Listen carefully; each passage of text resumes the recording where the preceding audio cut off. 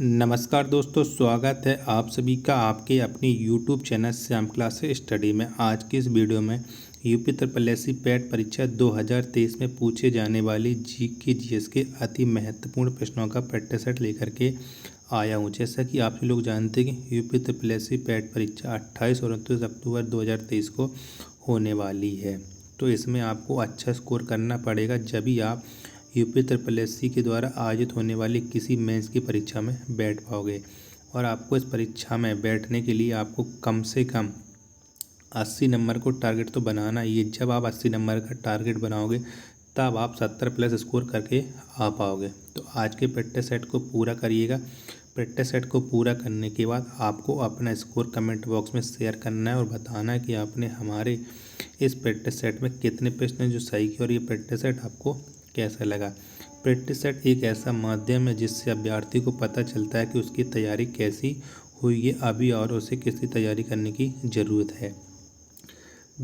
Practice set पसंद आता है तो वीडियो को आप लाइक कर देना। चैनल को आपने अभी तक सब्सक्राइब नहीं किया है तो चैनल को आप जरूर सब्सक्राइब कर लीजिएगा और इस प्रैक्टिस सेट को आप अपने सभी मित्रों के पास शेयर कर देना जो भी यूपी SSSC पैट परीक्षा 2023 की तैयारी कर रहा हो। चलिए शुरू करता आज का अपना जीके जीएस के अति महत्वपूर्ण प्रश्नों का practice set number 23 special for UP SSSC PAT परीक्षा 2023। तो पहला प्रश्न है आपके सामने कि man of blood and iron किसे कहा जाता है। तो किसको कहा जाता है man of blood and iron? तो ये कहा जाता है बिस्मार्क को। किसे? बिस्मार्क को कहा जाता है। ऑप्शन नंबर बी इसका राइट आंसर हो जाएगा। अगला प्रश्न है आपके सामने कि हृदय से बाहर जाने वाली नलिकाओं को क्या कहा जाता है। तो क्या कहा जाता है हृदय से बाहर जाने वाली नलिकाओं को? तो इन्हें कहा जाता है धमनी। क्या? धमनी कहा जाता है। ऑप्शन नंबर ए इसका राइट आंसर हो जाएगा।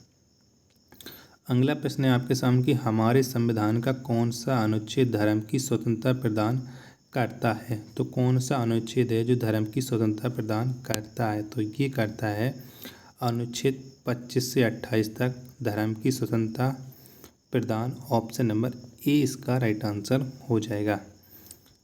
आपको जिस भी क्वेश्चन का आंसर मालूम हो उसका उत्तर आप कमेंट बॉक्स में देते चलना, जिससे आपका जो भी डाउट होगा वो साथ के साथ क्लियर होता चलेगा। तो अगला क्वेश्चन है चौथा आपके सामने कि प्लासी के युद्ध के समय बंगाल का नवाब कौन था। तो कौन था बंगाल का नवाब? तो प्लासी के युद्ध के समय बंगाल का नवाब था सिराजुद्दौला। कौन? सिराजुद्दौला। ऑप्शन नंबर ए इसका राइट आंसर हो जाएगा। होक्काइडो द्वीप कहाँ स्थित है? तो कहाँ पर है होक्काइडो द्वीप? तो ये है जापान में। कहाँ पर है? जापान में है। ऑप्शन नंबर सी इसका राइट आंसर हो जाएगा। कार्य करने की दर क्या कहलाता है? तो क्या कहलाती है कार्य करने की दर? तो ये शक्ति कहलाती है। ऑप्शन नंबर सी इसका राइट आंसर हो जाएगा। अगला प्रश्न है आपके सामने कि मेपल का पत्ता कहाँ का राष्ट्रीय प्रतीक है। तो कहाँ का राष्ट्रीय प्रतीक है मेपल का पत्ता? तो ये है कनाडा का। किसका? कनाडा का राष्ट्रीय प्रतीक है मेपल का पत्ता। ऑप्शन नंबर सी इसका राइट आंसर हो जाएगा। विश्व शाकाहारी दिवस किस तिथि को मनाया जाता है? तो कब मनाया जाता है विश्व शाकाहारी दिवस? तो ये मनाया जाता है प्रति वर्ष 3 अक्टूबर को। कब? 3 अक्टूबर को विश्व शाकाहारी दिवस। ऑप्शन नंबर ए इसका राइट आंसर हो जाएगा। अगला प्रश्न है आपके सामने कि दौड़ते समय व्यक्ति का रक्तचाप तो कैसा हो जाता है व्यक्ति का रक्तचाप जब वह दौड़ता है? तो उस समय व्यक्ति का रक्तचाप बढ़ जाता है। ऑप्शन नंबर ए इसका राइट आंसर हो जाएगा। अगला प्रश्न है आपके सामने कि रक्त का अध्ययन क्या कहलाता है? तो क्या कहलाता है रक्त का अध्ययन? तो ये कहलाता है हेमाटोलॉजी। क्या? हेमाटोलॉजी कहलाता है रक्त का अध्ययन। ऑप्शन नंबर बी इसका राइट आंसर हो जाएगा। अगला प्रश्न है आपके सामने कि मनी प्लांट किस बैंक का एटीएम नेटवर्क है? तो कौन से बैंक का एटीएम नेटवर्क है मनी प्लांट? तो ये है कर्नाटक बैंक का। किसका? कर्नाटक बैंक का है। ऑप्शन नंबर सी इसका राइट आंसर हो जाएगा। नेक्स्ट प्रश्न है आपके सामने कि सशस्त्र बल मेडिकल कॉलेज कहाँ स्थित है। तो कहाँ पर है सशस्त्र बल मेडिकल कॉलेज। तो ये है अहमदाबाद में। कहाँ पर? अहमदाबाद में। ऑप्शन नंबर डी इसका राइट आंसर हो जाएगा। वीडियो पसंद आई हो तो वीडियो को आप लाइक ज़रूर कर देना। अगला प्रश्न है आपके सामने कि चिली की राजधानी कहाँ है। तो कहाँ पर है चिली की राजधानी, ये आपको बताना है। तो चिली की राजधानी है सेंटियागो। कौन सी? सेंटियागो, ये चिली की राजधानी है। ऑप्शन नंबर डी इसका राइट आंसर हो जाएगा। शब्द चक्र किस खेल में प्रयोग किया जाता है। तो कौन से खेल में चक्र का प्रयोग किया जाता है। तो ये किया जाता है पोलो में। किस में? पोलो में चक्र का प्रयोग। ऑप्शन नंबर डी इसका राइट आंसर हो जाएगा।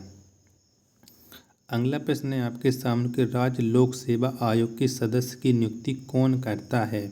तो कौन करता है लोक सेवा आयोग के सदस्य की नियुक्ति। तो ये करता है राज्यपाल। कौन? राज्यपाल। ऑप्शन नंबर बी इसका राइट आंसर हो जाएगा। अगला प्रश्न है आपके सामने कि उर्दू साप्ताहिक अल हिलाल किसके द्वारा शुरू किया गया। तो किसके द्वारा शुरू किया गया है? अल हिलाल ये समाचार पत्र था। तो ये किया था मौलाना अबुल कलाम आज़ाद ने। ऑप्शन नंबर ए इसका राइट आंसर हो जाएगा। अगला प्रश्न है आपके सामने कि मुद्रण का विकास किस देश में हुआ। तो कौन से देश में हुआ था मुद्रण का विकास। तो ये हुआ था चीन में। कहाँ पर? चीन में। ऑप्शन नंबर सी इसका राइट आंसर हो जाएगा। नेक्स्ट प्रश्न है आपके सामने कि ईसीओ मार्क किससे संबंधित है। तो किससे संबंधित है ईसीओ मार्क। तो ये है पर्यावरण से। किससे? पर्यावरण से संबंधित है। ऑप्शन नंबर बी इसका राइट आंसर हो जाएगा। नेक्स्ट प्रश्न है आपके सामने कि सिकंदर और पोरस के बीच झेलम की लड़ाई कब हुई थी। तो कब हुई थी झेलम की लड़ाई। तो सिकंदर और पोरस के बीच 326 ईस्वी पूर्व में हुई थी पोरस की लड़ाई, सॉरी झेलम की लड़ाई सिकंदर और पोरस के बीच में। ऑप्शन नंबर सी इसका राइट आंसर हो जाएगा।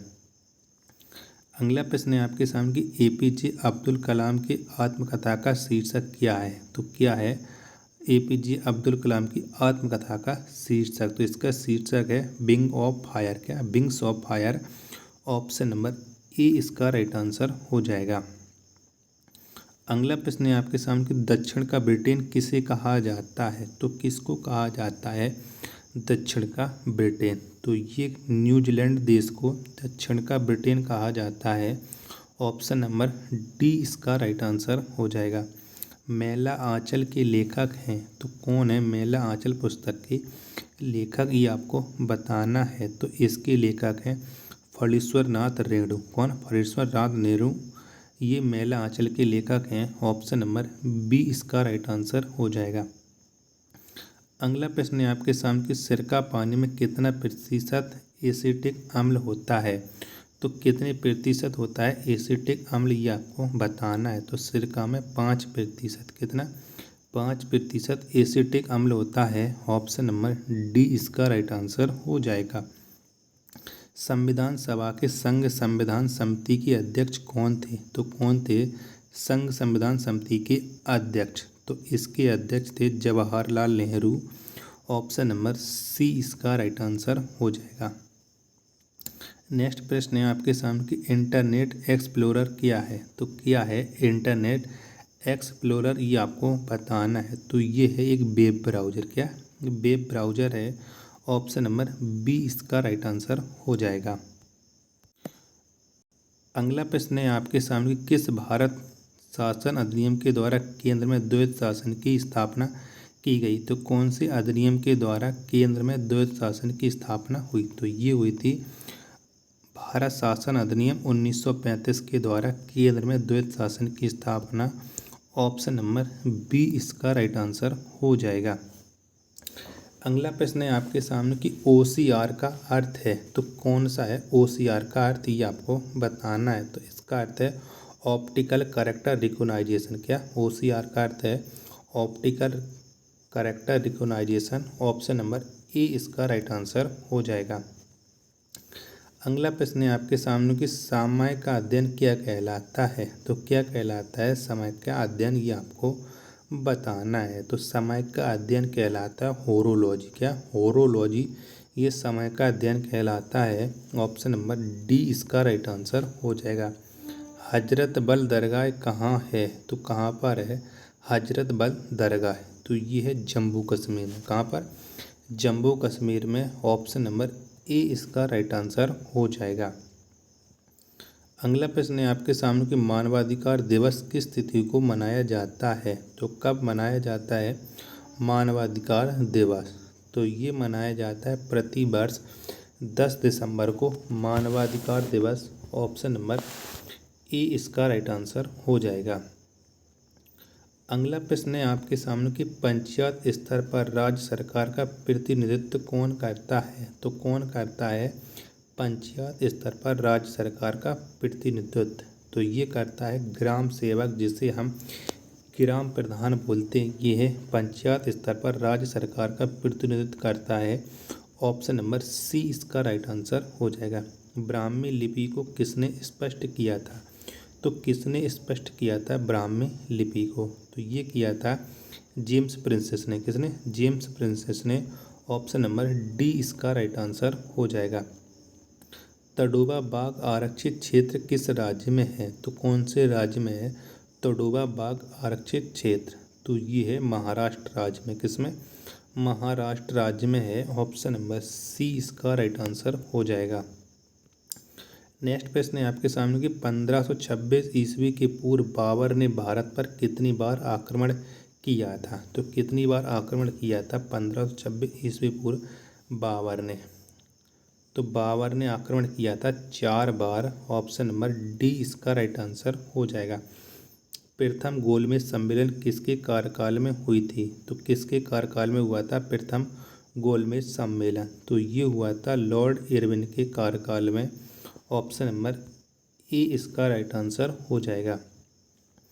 अगला प्रश्न है आपके सामने कि संविधान का कौन सा अनुच्छेद धन विधेयक से संबंधित है? तो इनमें से कौन सा अनुच्छेद है जो धन विधेयक से संबंधित है? तो ये है अनुच्छेद 110। कितना? अनुच्छेद 110 ये धन विधेयक से संबंधित है। ऑप्शन नंबर बी इसका राइट आंसर हो जाएगा।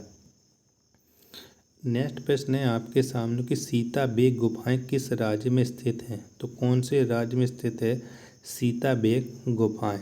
तो ये है छत्तीसगढ़ राज्य में सीता बेग गुफाएं। ऑप्शन नंबर ए इसका राइट आंसर हो जाएगा। धूम्रपान किसे नुकसान पहुंचाता है? तो किसको नुकसान पहुंचाता है धूम्रपान? तो ये फेफड़े को नुकसान पहुंचाता है धूम्रपान। ऑप्शन नंबर बी इसका राइट आंसर हो जाएगा। अगला प्रश्न है और लास्ट प्रश्न है आज के टेस्ट सेट का कि कवि बिहारी किस राजा के दरबारी कवि थे? तो किसके दरबारी कवि थे कवि बिहारी? ये आपको बताना है। तो ये थे जयसिंह के दरबारी कवि।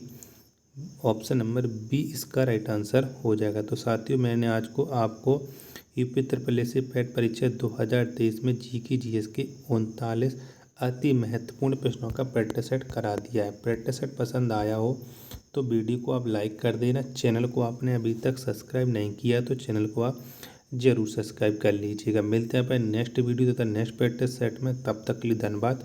जय हिंद मेरे प्यारे साथियों।